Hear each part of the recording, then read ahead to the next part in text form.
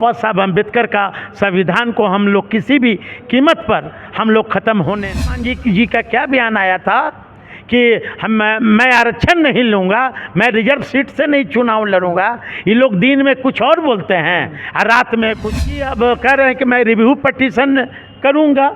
Review petition क्या होता है भाई, क्या होता है? आप केंद्र में मंत्री हो, आप इस्तीफा करो। अब बहुजन की लड़ाई के लिए आप सड़क पर काले विपरीत बुद्धि।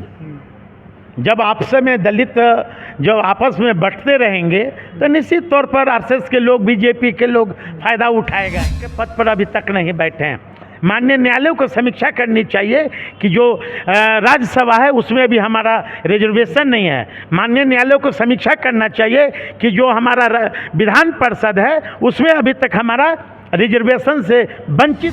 दो केंद्र में मंत्री बन बैठे हैं, उनका सीट भी मेरी और पट भी मेरी, ये हम लोग होने नहीं देंगे। उनके मंसूबा को हम लोग पूरा होने। अगस्त को भारत बंद को आगाज़ किया गया है, यानी कि कल, जो कि आरजेडी ने भी भारत बंद कर समर्थन कर दिया। आरजेडी से नेता साधु पासवान जिनसे बात करेंगे, क्या कल के लेकर क्या तैयारी? सर, कल के लेकर भारत बंद का आप लोग सपोर्ट किए, क्या तैयारी? हमारे जो भी अनुसूचित जाति के प्रकोष्ठ के सम्मानित सभी जिलाध्यक्ष, सभी जी प्रधान महासचिव, प्रखंड से लेकर पंचायत स्तर के जो भी हमारे पदाधिकारी हैं, खासकर राष्ट्रीय जनता दल के, हम लोग हमारी पार्टी ने और हमारा नेता ने जो नैतिक समर्थन जो कल का बंदी का दिया है, मैं सबसे पहले अपने नेता आदरणीय तेजस्वी जी को, लालू जी को दिल से आभार, तहे दिल से शुक्रिया करना चाहता हूं कि उन्होंने कल की बंदी को उन्होंने नैतिक समर्थन दिया है।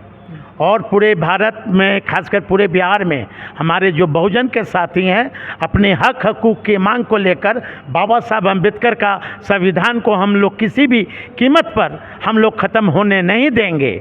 मैं जिस तरह माननीय न्यायालय का जिस तरह आदेश आया, मैं माननीय न्यायालय का मैं उनका ये करता हूँ, सम्मान करता हूँ, लेकिन माननीय न्यायालय को भी समीक्षा करनी चाहिए कि अभी तक अनुसूचित जाति जनजाति का जो छुआछूत, जो बाबा साहब अम्बेडकर ने हमारा जो छुआछूत ये रखा था और समानता का अधिकार दिया था, अभी भी हम लोग कोसों दूर हैं।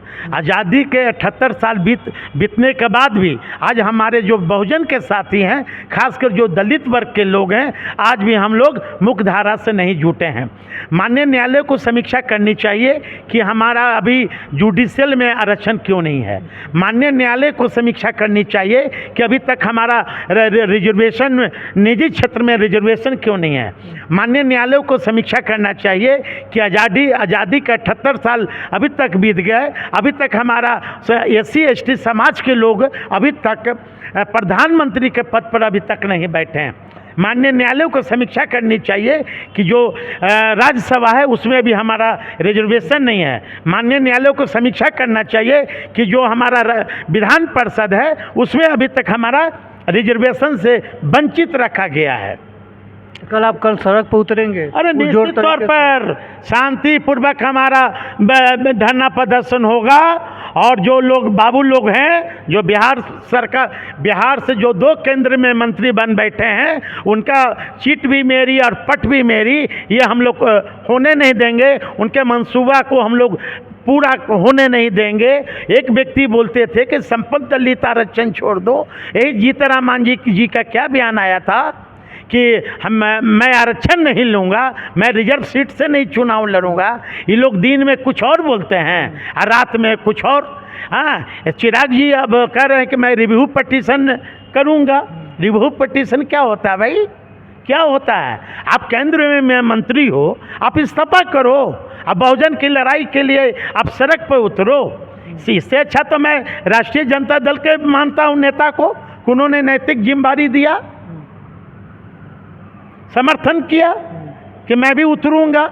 और ये लोग से पूछिए ना कि लोग उतरेंगे कि नहीं उतरेंगे। अच्छा, आप देखे हों कि जीताराम मांझी जिस मंदिर में जाते हैं, उनके जाने के बाद मंदिर को धोया जाता है। क्या इस पे आप क्या? ये तो जीताराम मांझी जी को समझना होगा ना। जीताराम मांझी जी के साथ वही हुआ। आप महामहिम अभी ये राष्ट्रपति जी थे, हाँ, उनके साथ भी यही हुआ।